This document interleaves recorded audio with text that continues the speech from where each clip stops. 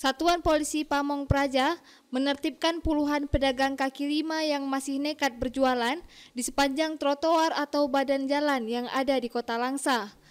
Untuk memberikan efek jera, petugas terpaksa menyita barang dagangan pedagang yang masih bandel berjualan di sepanjang badan jalan.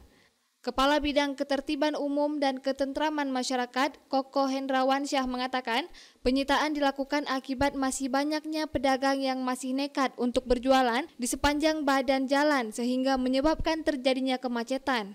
Sebelum ditertibkan, para PKL ini sudah diberi himbauan berulang kali hingga akhirnya ditertibkan oleh petugas. Dan melakukan penindakan para pedagang sayur dan pedagang buah yang berjualan di atas badan jalan, berjualan di atas trotoar di pusat pasar tersebut.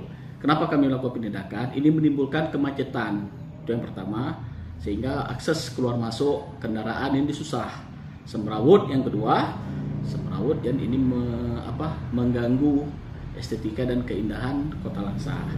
Selanjutnya ini juga menimbulkan sampah atau pandangan tidak sedap.